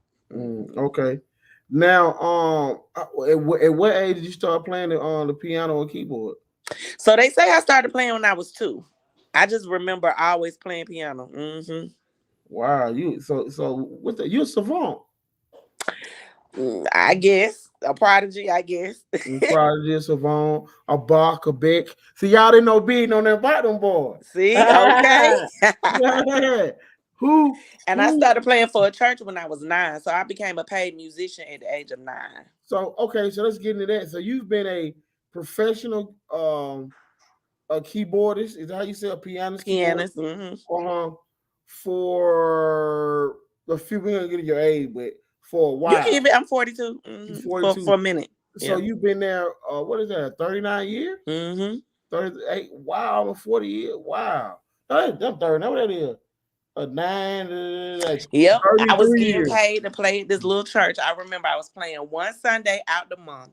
And they were paying me $100 a Sunday. And at the age of 9, I felt like I was rich. I was getting $100 for that one Sunday a month. So all throughout high school, you were playing on Sundays at the piano. Yep. And the only reason why I got a real job in high school was because I wanted to get out of school early. But I really didn't need it because I had my church. And by the time I got to high school, I was playing more Sundays. So I was playing about 3 Sundays a month. And at that time, I was probably getting about $150 or $200 a Sunday. So, hey. My bad. Sorry, God. Damn, that was good money back then. Yeah, you're 13, 14, 15. Everybody else going to work. They working 5 days a week. You working 1 or 2 days a week and getting a little bit more than what they make. Maybe a little bit more than what they make. You work at Burger King. You work all week for them $115. See what I'm saying? And I'm doing that one day. I get that a Sunday. The church give you cash money. Ain't no taxes. Yep. So you know what I'm saying? you having your way in real life. Now, how did your love of music, you know what I'm saying, scope your adulthood? You know, I really don't know. People ask me that all the time. And I do love music, but because I've been doing it so long, it's almost like a way of life. People always ask me, well, how do you feel about play? Do you really like playing music? And of course I like it because I still do it. But I don't even look at it as a hobby or a like. It's just something that I do. Like, you know how you just blink your eyes or you just breathe? It's just something that I do. Because I've been doing it for so long. It's just something, it's a part of me. It's like me and my good looks. You know what I'm saying? Like, yes, just like that. You know, I like, you know, I just been like, I'm yeah, I feel you. Now, who's your favorite pianist? It's crazy that you asked me that. So I have two. One of them is Richard Smallwood. He's a gospel artist, and he's classically trained, and I'm classically trained too. So if you listen to he's the one. I mean, a lot of people might not know who hit him by name, but you'll know the song "Total Praise." A lot of people know "Total Praise." So he wrote "Total Praise," and if you listen to it, you can hear a lot of classical nuances in his pieces. And another one, believe it or not, is Jamie Foxx. Jamie Foxx can really play the piano. Hold on, let me pull up Richard Smallwood so the audience can see who this is. Okay. Okay, hold on. Let me pull him up. Jamie Foxx. Jamie Foxx can really play the piano. And a lot of people, they were waiting on me to say stuff like Alicia Keys and all this. She ain't my favorite. Here you go, good people. This is him. That's Richard Smallwood. So he fine. He's fine, and he does gospel, but you can tell, like I said, if you listen to his music, you can hear like a little bit of the classical pieces in it. And yeah, so he's one of my favorite. And you say Jamie Foxx. Jamie a bad nigga. Jamie is a bad nigga, man. He a funny dude, good actor, and he can play the piano too. Yep. And I mean, and then the less known person would be Corey Henry. That boy right there on that organ. Oh, he dumb stupid on the organ. Corey Henry. Corey Henry.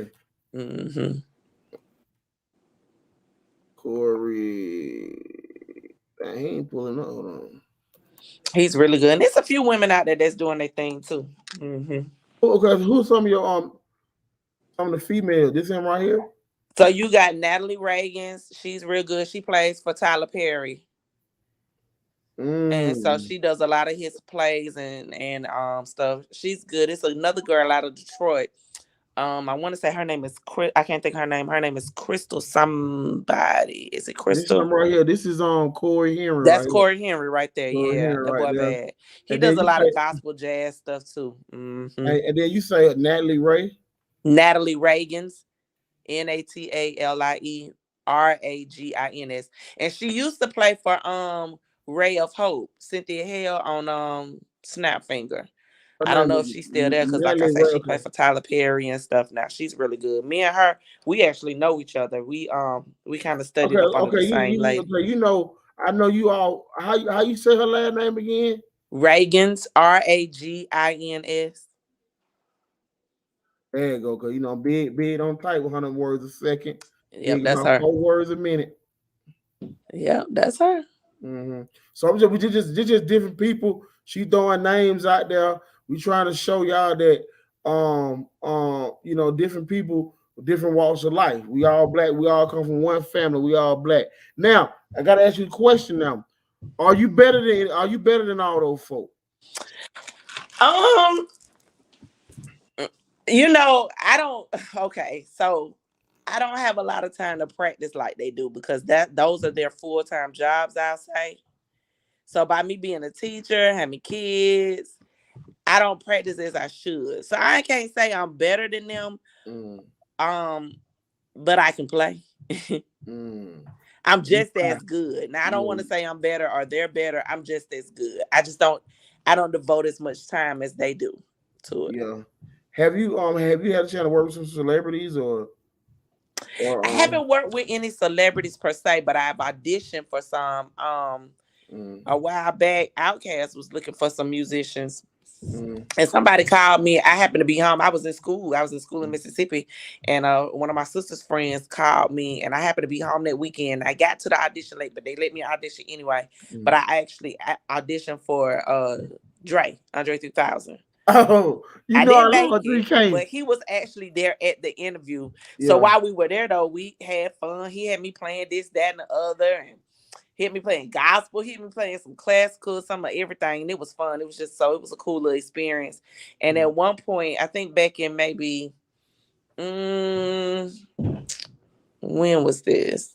It was early 2000s.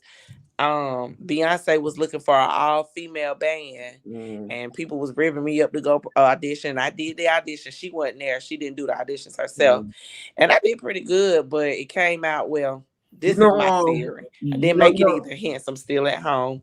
But she had everybody that she picked. I think she picked like 12 people and 2 alternates out of 14 people. They all already knew each other, but you had auditions from around the world. And they all knew each other. And they all end up knowing each other. Matter of fact, Natalie Reagan's, the girl I'm telling you about who auditioned who played for Tyler Perry, she was at the audition. Wow. And she didn't make it. Look at God. Now you know our gospel girl Adrian, she's a saxophonist. Oh, I didn't know that. Okay. Yeah, she's a saxophonist. Yeah. That's cool. My son plays saxophone in the band. Yeah. Your son plays saxophone? Let me say he's learning saxophone. He started with the trumpet, but he said saxophone was cool. He didn't want the tuba. He didn't want the tuba. We don't want to do the tuba. We don't want to do the tuba. But yeah, Adrian is our saxophonist here and our gospel girl. I think Coco will play the drums. Okay. Yeah. Now, we got into your job career. We got into your musical thing. Now, but you also do something else. What else do you do? That's it. It's mom. Okay, I'm mom so hard. Yeah. Yeah. You just recently had a baby. So how was it having a baby during the pandemic? Was you there in the living room by yourself? No, my mom, I was able to have one person there, and my mom was there with me. Shout out to mom. You got your mom a cool as hell too. Yeah, she's very supportive. I really love her and appreciate her. But I was able to have one person there with me. And actually, I thought because I'm 42, I didn't know that and it took me a minute to believe that I was having a baby. I thought I had. Oh, so you got pregnant at 41. Yeah. And actually, I had her when I was 41, and 9 days later I turned 42. So she's born. Her birthday is 9 days before mine. And I thought I had COVID, but I was pregnant. I had morning sickness. No. Oh, okay. I was gonna say like that's it. I don't know how that correlation go. I've had COVID. What do you think? What do you think? One thing men go through that's similar to the pains of having like birth. Men? Yeah. I don't know. I think it's hemorrhoid. What y'all go through? I think it's hemorrhoid. Because y'all couldn't possibly go through. It couldn't. Have you ever had hemorrhoids or like delivery pains for a man? I just don't think it's anything that's similar because our body goes through so many changes, and it's really like and that's why we could die having babies. I mean, you could die with any illness too, but like you could really, especially Black women have died having babies. Yeah, a lot of. So I really don't know what could be comparable. I think Adrian did a story that Black women are like 2 times more likely to die during birth than any other race of women, if I'm not mistaken. Yep. Yeah. And that was one of my fears. And I just to be like, y'all don't let me die. Just don't let me die having this baby. Don't let me die. I was really scared because I had fibroids. And so my fibroids were acting up on me. And I told them in July, I was like, look, me, this fibroid, and this baby can't all live together. So y'all either got to get this baby out of me or take the fibroid. They couldn't do neither. Wow, that's very interesting because most times you got fibroids, you can't get pregnant. So not only, and that's why I thought I had COVID, because not only was it the fibroids, but they also told me back in October. I found out I was pregnant in February of this year. October of 2020, they told me I was premenopausal. So I didn't think I could have babies anymore. This is a lot to digest. So You premenopausal. You got fibroids. You in your 40s, right? And pregnant. And the And you dad is pregnant. 47.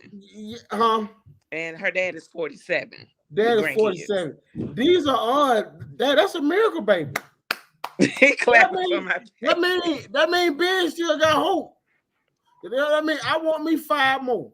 So I'm telling you, God, now. No, my wife is 43. Okay. I pray to God right now. You touch her ovaries. You touch her womb. Let me tell you. You touch my nuts. They're having a baby at that age, though. It ain't no joke. It ain't no joke. Now, you had a baby in your early 30s. Yep, I was 33 with my son. 33. That's early. Now you're having a baby in your early 40s. What is the difference? A big difference. First of all, my patience is slim to none. I started off bigger with this last pregnancy than I did with my son, so I know it's gonna. I haven't even tried to lose the weight yet, but I know it's gonna be hard trying to get this weight off of me. The baby was bigger, so I was bigger with my pregnancy. I had more complications as far as like I had fibroid issues with my son, but with my daughter, I actually had to be hospitalized. I still, matter of fact, me and the Delta, I call it the Delta, but me and Shamika went to the grocery store while she was here, and I was like, well, I still can't walk the grocery store because I still have problems with like nerves damage. I don't know if it's nerve damage or what, but like my hip, I have problems with my hip still. So I have to still ride the little scooter in the grocery store. No, man, get your ass up on that scooter, man. No sorry.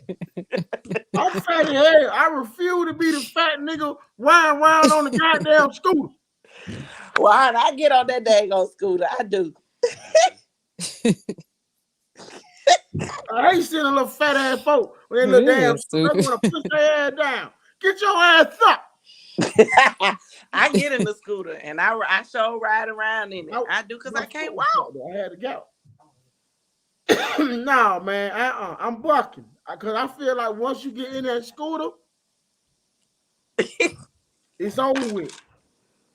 I can't get my computer to come on for nothing. I'm really upset about that too. Anyway, I just stay on my phone. I ain't know that. I ain't know you have it so like. I know. One of my other homegirl. She's a 40 something mother. She said her energy level. She said her patience. She be like she's so used to be like her independence and like her other kids that they like all on the routine. A new little baby and she be like she wants you to go to sleep and then she gotta be up all night with little baby. And see, and that's the thing. And that's why I say I don't know if it's because I'm in my 40s and I'm older. And people do say that girls are different from boys. So I don't know if it's because she a girl. But like some of the problems, I ain't gonna even call them problems. But like with my son, I don't remember him being up in the middle of the night crying and hollering all night. She did.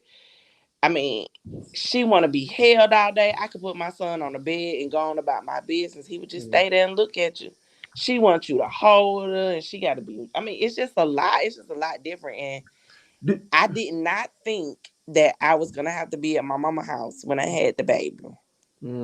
But God saw. He said, "Now I'm finna make it where you have to go to your mama's house." And so, one of my pipes burst and flooded my whole downstairs. And so my house is just now getting back in order. And so I need to start going back over there and getting it back in order so I can go back over there. But I'm glad it did burst because I would have been at home thinking I can do this by myself and I can't.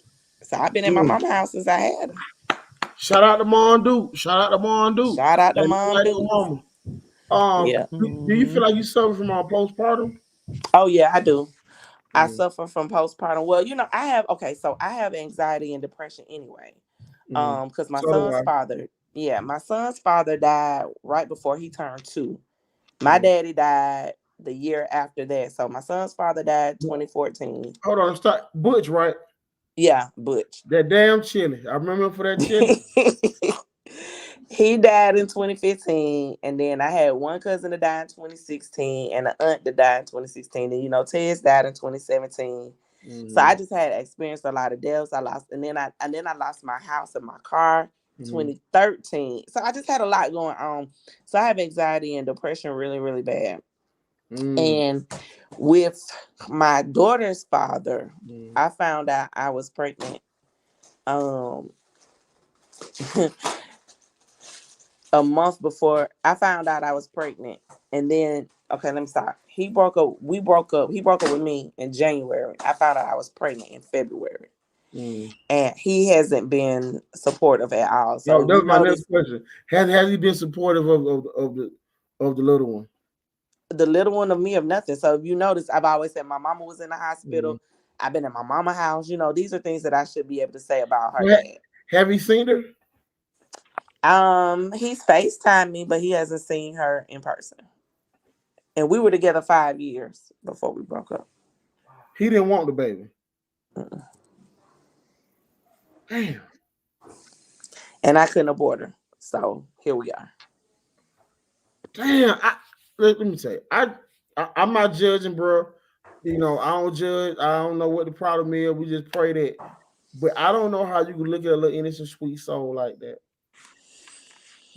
I don't see it either. So I said all that to say that I do deal with postpartum because, you know, I look at her and I'm like, she precious. She don't deserve it. You might not want to be with me, but she's here. So it's like, you know, I have to deal with that. Then my house, you know, that was a form of grief because my house messed up. And so now I got to spend time to go back there and get it back together.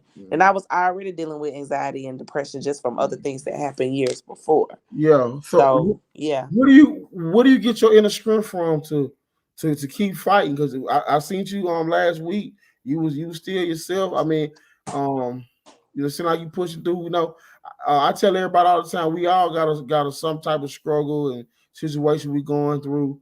You know what I'm saying? With me, you know what I'm saying? It's like they my wife car on the fritz, you know what I'm saying? Gotta take it to Accra, you know what I mean? It's like Christmas just passed, New Year's, first of the month. It's like, damn, how I'm gonna pull this out my head. But you know, so much go on, you know what I'm saying? So, but I asked you, like, what do you? How do you dig deep? Because you still gotta teach. I still gotta teach. I still got my son to deal with. I got my daughter. Yeah. You know, my son. You know, this. I don't know what it's like to have, you know, a support system from the father because, like I said, my son's father passed away 3 weeks before he turned 2. In those short time that he was here, he was supportive, but he 9 now. He about to be 10. So I've been doing it. What about his family, his friends? Are they involved in his life? They are part of his life. They do Christmas and birthdays and back to school, but I can't. It's nothing that I can depend on every month. Like it's not like I can say, okay, I'm gonna get 300. This, every month I get 300 from them. I don't do that. It's not that. Yeah. Do they at least get him and give you a break sometime? They will, but see, Marquise don't like to go out there sometimes. They must stay far away. They stay in Marietta, so it's not like I can say, hey, I'm about to drop them off for a couple of hours. I'm finna drop them off for the weekend. Yeah, he probably in Cobb. So Marietta, Smyrna, Powder Springs, all up that way. That's where they are. And they will get him, but he don't like to be away from me. So, when he goes up there, it's like, okay, Mama, call you the whole time he there. Yeah, he be ready to come home. Now he's gone out of town with them, but he be ready to come home, Yeah. He like him, he love him, but he don't want to be away from me. And especially now that I got this daughter, he really be like, he feel like he's the protector. So. Yeah, I understand that. Jamie, I'm sorry, I'm thinking about Jamie. Now, Jerome, we got to get to the series of questions we ask everybody to come on our show. See if you're a real nigga or not. You know what I'm saying? First question: fried chicken or baked chicken? Baked. Candy yams or peach cobbler? Candy yams.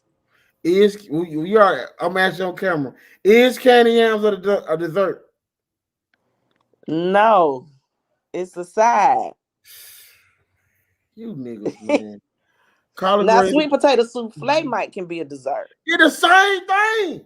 No, it's not. It's the same thing. You just whip him and put him in a pot and throw him in the oven. No, candy yams are a side. It's not a dessert.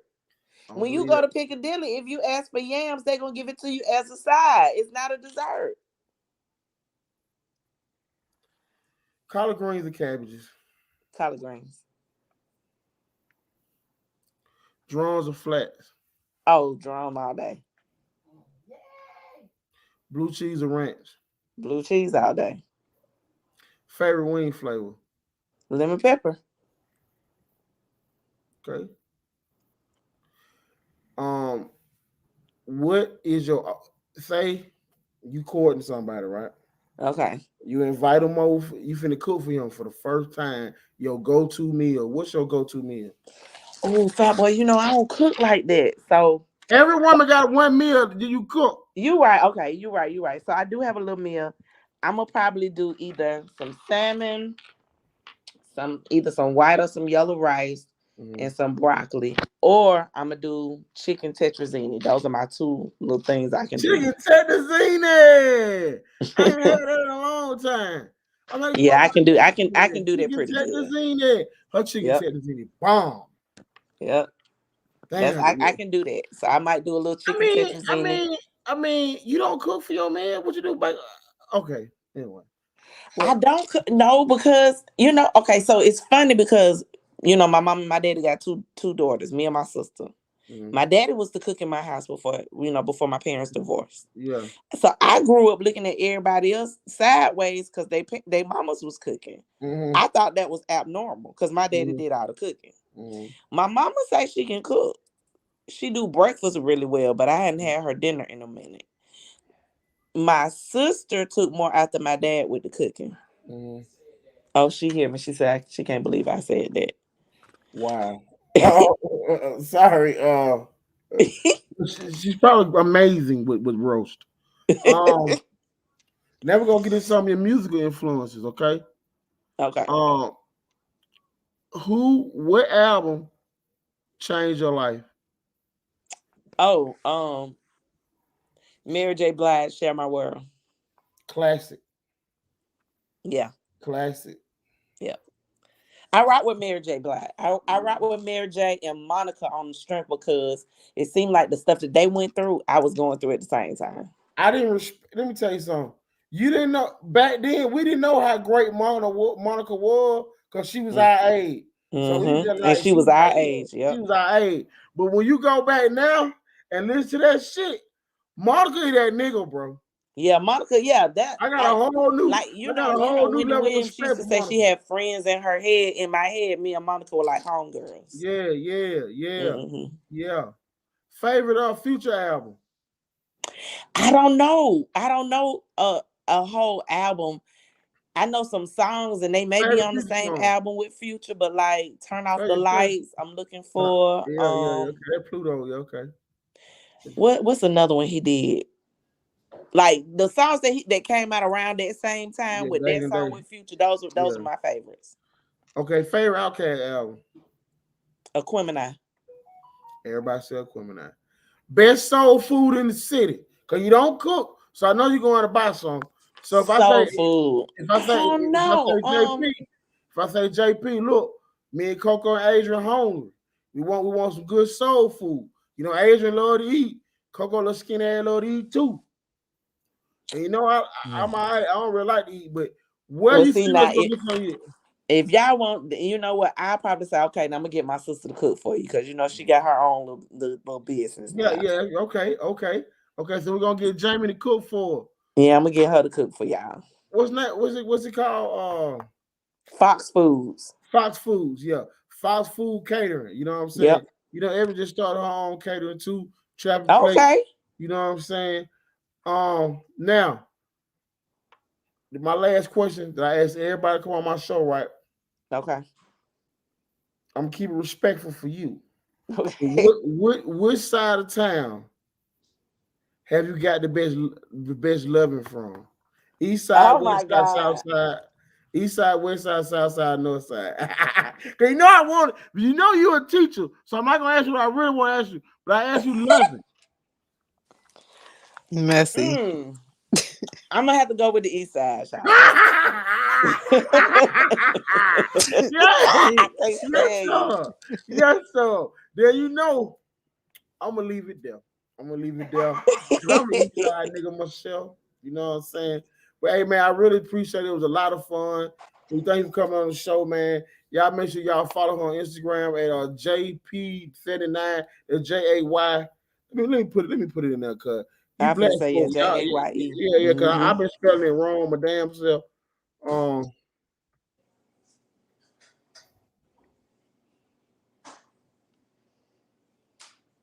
we'll put it in there. Yeah, this was really fun. I really appreciate you for thinking of me and having me on. Yeah, man. Because we want to shine light on people like you who are on the front lines with the pandemic. Because being a teacher, being dealing with those kids, that is somebody. Because you put your life on the line every day. Because those people can infect you. You can take it back Mm-hmm. home to your kids. So we all want to shine light on the media show to the people that actually out here in the community doing something about it. It's hard work. You're underpaid. You're understaffed, but you get up every day and you go do your job. We salute you that. You know what I'm saying? We saw Coco couldn't come in, but she's still on set. She's doing the music video. You know what I'm saying? So her and Portia Madrid, she as the West Day Media family. We breed actors, we breed all the. You know what I'm saying? So Coco, she's 45, but she's a video vixen. All Okay, thanks to period. Biggs. You know what I'm saying? All thanks to Biggs. She in video. Adrian the video vixen too. But we, Okay. No, I'm not. yes, she She said, is. no, I'm not. Yes, she is. She's Adrian. Look like she's 24. You look at that picture. Look at I'm her. looking at her picture. I was just gonna say I need to whatever they Brick doing to get that house. video vixen body, I need to do it with Brick them so I can house. get through this baby fat. Yeah. Yeah. So you know what I'm saying? We thank you, man. The media show. We always try to shine a lot of people, so make an effort in the community, man. We want to bring you on the show, man. We thank you for coming on the show. Is there anything you want to leave our listeners with?